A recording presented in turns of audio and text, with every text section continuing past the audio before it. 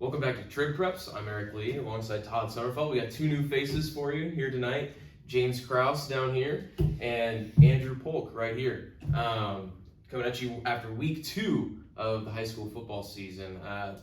Chaotic week 1 prevented this recap video from happening. Lots of cancellations, some games not even finishing until Saturday. But as always, we're going to run through the scores and then we'll break down the games that we were at this evening. I was at Central Eau Claire Memorial, Central falling to the old Aids 10-7. Logan picks up its first win of the season over Eau Claire North, 31-28. Aquinas over Luther, 36-6. DeSoto, its first game in 8-man action, 56-8 over Williams Bay. West Salem picks up its first win of the year after a very close game against Onalaska last week. Beats Toma 49-8. Westby still undefeated. They beat Benton Scales Mount Schulzberg 29-14. Viroqua over Brookwood 18-16. Arcadia over Whitehall 22-19. GT falls to Baldwin Woodville 45-15. Sparta, in incredible fashion, beats Mauston 28-27. Bangor still undefeated 34-12 over Turtle Lake. Cashton really put it to Independence Gilmanton 67-7. Prairie Sheen falls to 0-2. They lose to Madison Edgewood 47-13. Blair Taylor also 0-2 after losing to Elmwood Plum City 26-20. Black River falls to the Wisconsin Dells 40-18, and Melmin falling to Abbotsford 40-0. A lot of games, a lot of action. Let's start with Aquinas, the defending state champs. Yeah, 36-6, but that doesn't tell the story of this game. It was 12-6 when the fourth quarter started.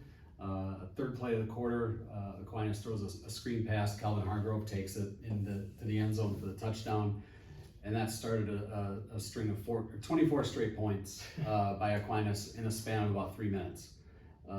So they had trouble finishing drives early, had trouble even getting their hands on the ball early. Luther moved the ball very well, didn't tear it up on the ground. I don't know if they had 100 yards, but enough to move the sticks and keep the Aquinas offense off the field, which is something they had to do. Right. But that scoring explosion at the end, a Zach Moline interception in there, Damian Lee scoring his first touchdown since 4th grade, as he said. He's a good football player now, by the way. And so it took like 3 minutes, and like I said, it was a game. Luther was doing everything right. There were some costly penalties on both sides, and costly being the timing of them. Mm-hmm. But like I said, 12-6 game going into the fourth quarter. You know, if you're Luther, that's exactly where you want to be in that situation. But then boom, boom, boom, 36-6. Yeah. So Aquinas just kind of unleashed what it can do, and you know, we saw how dangerous this team still can be. We know last year they won state, but this year a lot of good returning players, and we really saw that firepower in this game against Luther tonight. Sure. I mean, we've had 2 people now here see Luther and 2 people see Aquinas. What was Luther doing primarily offensively? Because I mean, Dylan Yang was essentially their offense last year, right? So how were they able to actually keep the ball out of Aquinas' hands? A lot of misdirection, and they were able to bounce things to the outside and get 4 yards here, 5 yards there, 2 yards there. It was nothing big. I think it was they had a run of over 10 yards on their last possession when the game was already out of hand. But up to that point, they had, I think, 1 9-yard run and a couple of 7s. So it was all 4-5, 3. They'd get sacked, then they'd get 4 back. Or so, you know, but it was time. They kept the ball, and that was the important thing. Right. Was I went back and looked, and Aquinas had 6 offensive snaps in the second quarter and 7 in the third. So you're not going to get much better than that. You know, if you're not going to get a much better situation than that if you're any team. So it was a very good. I think what tonight showed me was that Luther is a team that the Bluffs is going to have to reckon with. Sure. We didn't know that with them, you know, losing Yang and Proudfoot, and you know, what kind of team is this going to be. But if they go out and play the way they played against Aquinas tonight, they're going to be headaches in the Scenic Bluffs. Give people headaches, I should say. Right. And Aquinas, we just kind of saw, like I said, they're going to be able to flip a switch. And tonight they really did it without Conzemius. I was about that. Yeah. It's. I mean, you spread the ball around. They hit some of those some big passes. So I think Flotmeyer ended up with 273 yards, So you got this. but they had 70 on the last play of the first half, and it was just a pass across the middle, and Moline broke it for something big. Okay. I think he got tackled around the 15-yard Sure. line or something like that, but that was a big chunk of the yards right there. Sure. So they didn't just drop back and heave it down the field and hit big in this one. So Yeah. That's what they did last week. Yeah, and I kind of walk out impressed by certain aspects of both teams in this one. For sure. Where do we want to bounce to next? How about- DeSoto or Logan? Let's bounce to Logan. Big win Sure. for the Rangers, and one that they kind of had in hand before giving up a couple touchdowns late, huh? Yeah, this was one that it looked like they were going to walk away from it pretty easily. They'd walk away with maybe a 2-score win and feel really good coming out of it. They gave up 2 touchdowns in the last 2 minutes, and maybe they don't leave it feeling as good as they should. But overall, talking with Casey Noble and Johnny Lever and Eli Reynolds, all of them were really complimentary of the offensive line. Eli Reynolds had well over 150 yards, and big thing for him, he had 23 carries this week as opposed to last week having, I want to say, 9 carries Yeah, and it wasn't 30, many, yeah. 30 something yards. Lever had 2 rushing touchdowns, 100 yards passing, 100 yards rushing. All 3 of those guys were really complimentary of the offensive line. And because the one thing that they knew coming into this matchup with Eau Claire North was they had a big defensive line, and so that a lot of this game was riding on how well they could move the offensive line to get those guys open space, and they did it frequently. You mentioned sort of 3 yards in a cloud of dust for Aquinas. It was first down and then some frequently, early and often for Logan. Really impressed with their run game. There's some things overall that they still, like Coach Noble said, they had some mental lapses in. There's special teams things they can clean up. There's some penalties they can clean up. The defense, obviously, down the stretch.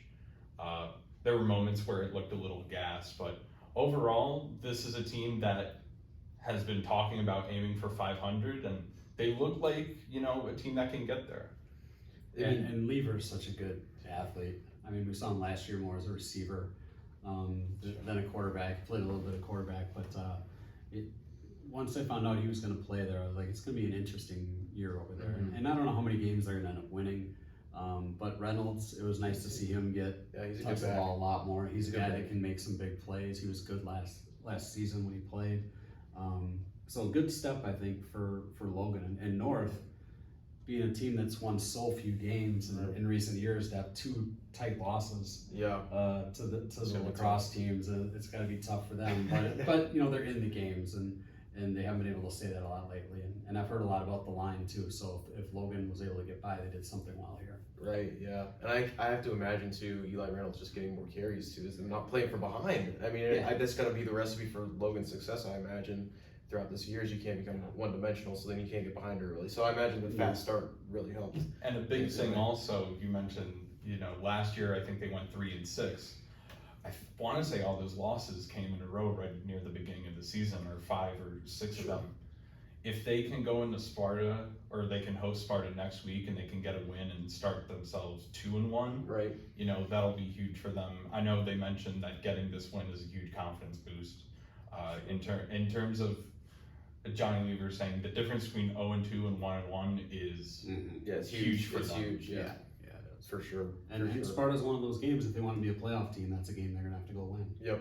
So we'll see what happens there. And Sparta had that close and kind of emotional win. Today after losing one of their players. Holy cow! So that's I think a game to look forward to next week for sure.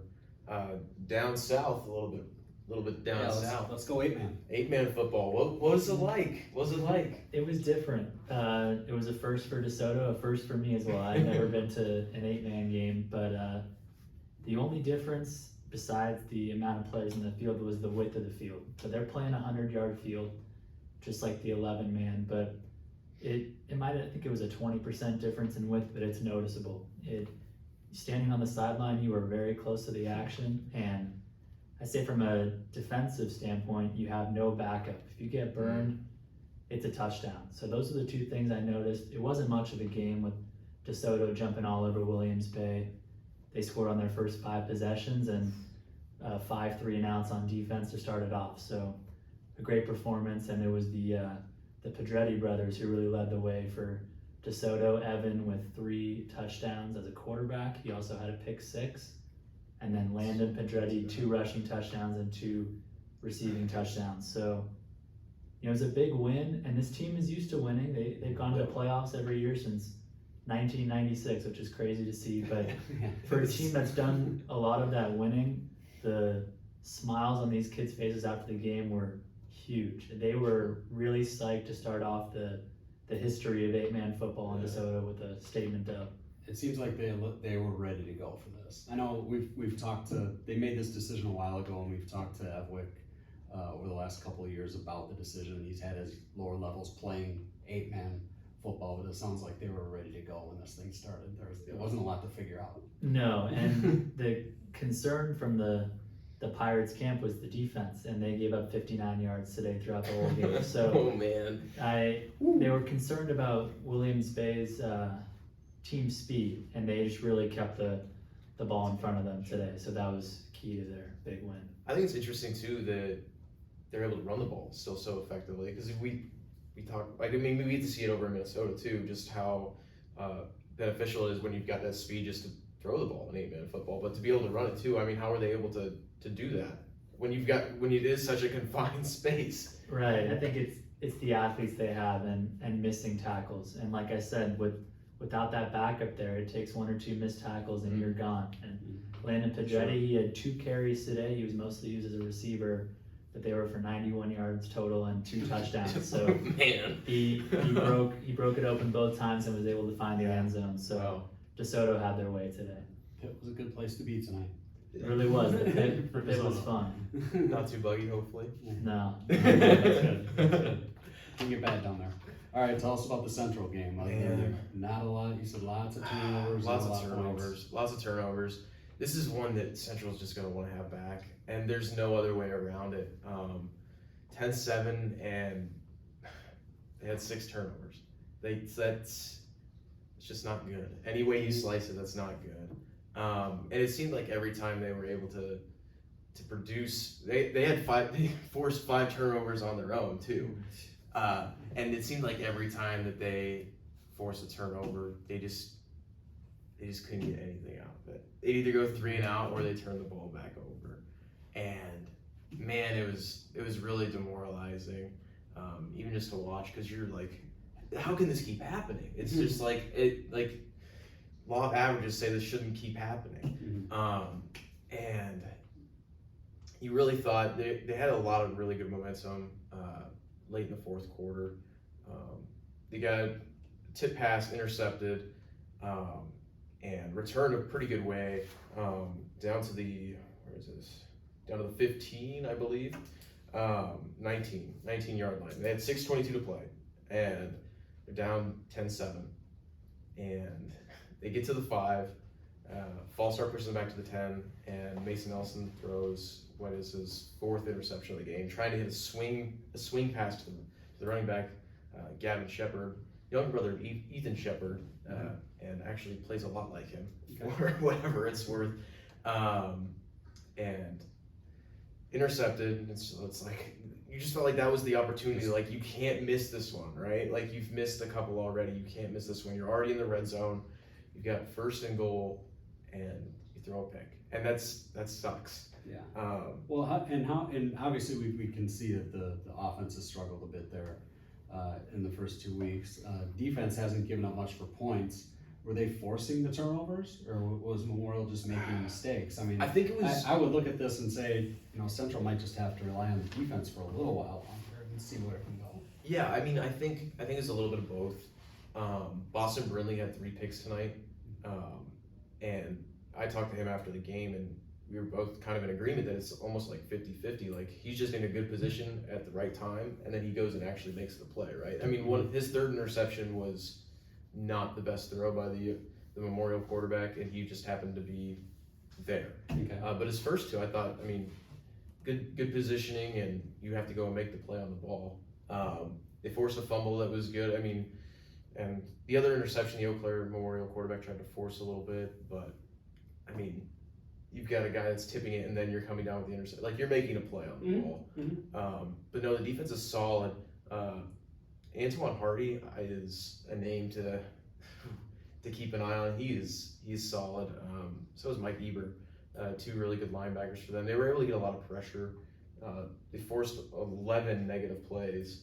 So like the defense was playing really solid. And even after that last pick, that wasn't even the last pick, because even after that pick, the defense got the ball back to the offense, and the offense was driving again. And then they tried to set up a middle screen to running back, and just a defensive lineman just I don't think Elston could see him just because he's trying to lob it over his lineman, and the defensive lineman was like right there, and they almost like caught it together, and then the defensive lineman almost took it away for his 5th pick, and it was, you just hate to see something like that. You just hate to see it. It's one thing to go out and get beat, but when you do Yeah. things like that, it's a little harder. So. And there's so many moments that you can say, right. you know, in a 10-7 game, it feels like a lot of teams can say, man, we had this one moment that we could have changed. Yeah. When you have, 10 or 6 12, months. Yeah.